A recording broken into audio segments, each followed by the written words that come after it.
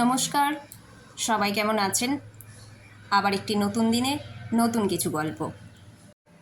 আজকে একটু dry fruits দিয়ে লাড্ডু বানাচ্ছি ডোডোর টিফিনের সাথে, তাহলে রোজ একটা করে দিয়ে দিতে পারবো। আর আমার ছেলে এই ওয়ালনাটটা এমনি খেতে চায় না, তাই জন্য একটু লাড্ডু বানিয়ে রাখলে খেয়ে নেবে। ওয়ালনাট নিয়েছি, আমন্ড নিয়েছি, কাজু নিয়েছি, খেজুর নিয়েছি। ওগুলোকে মিক্সারে ভালোভাবে করে নিয়ে তারপর একটু ঘুরিয়ে নিয়ে তার সাথে আমি অল্প একটু গুড় মিশিয়েছি আর একটু রাগি মিশিয়েছি। কড়াই হালকা নেড়ে তারপর লাড্ডুর মতো করে বানিয়ে আমি ফ্রিজে রেখে দেবো। বেশি বানাই না, অল্প করে বানাবো। শেষ হয়ে গেলে তাহলে আবার বানাতে পারবো। ডোডোর টিফিনে এটা রোজ একটা করে দিয়ে দিই। আর এদিকে একটু সকালবেলার জলখাবারে বানাচ্ছি ওটস দিয়ে একটা প্যানকেক মতো।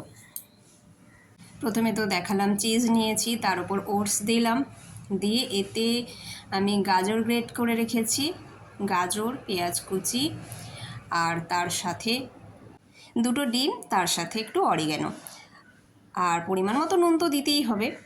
এবার ভালো করে এইগুলোকে ভালোভাবে মিক্স করে তাওয়াতে একটু বাটার ব্রাশ করে মিক্সচারটাকে এইভাবে তাওয়ার মধ্যে দিয়ে ঢাকা দিয়ে দিয়ে এপিট ওপিট বাটার ব্রাশ করে খুব ভালো করে এটাকে রান্না হতে দেব। আর এই প্যানকেকের বেটারটার টেক্সচার ঠিক এরকম হবে। আর হয়ে যাওয়ার পর এপিট ওপিট খুব ভালো করে সেঁকে নেওয়ার পর তার উপরে আবার একটু চিজ দিয়ে আমি আবার একটু ঢাকা দিয়ে রেখেছিলাম চিজটা মেল্ট হয়ে যেতে, নামিয়ে নিয়েছি।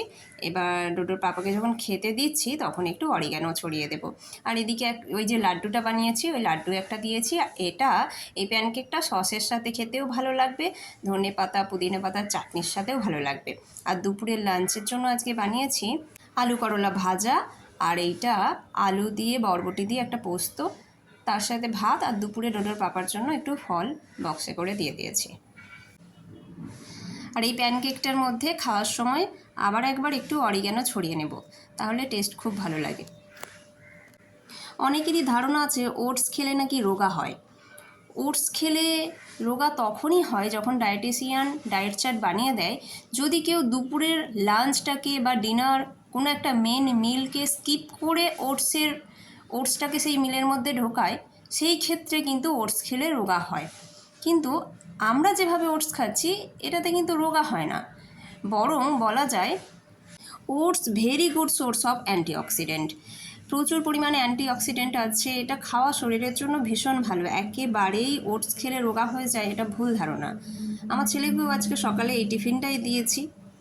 সপ্তাহে একদিন দুদিন ওটসের কোনো রেসিপি বানানোই যায় বাড়িতে। যাই হোক, সবাই ভালো থাকবেন। খুব তাড়াতাড়ি দেখা হচ্ছে অন্য একটি ভিডিও।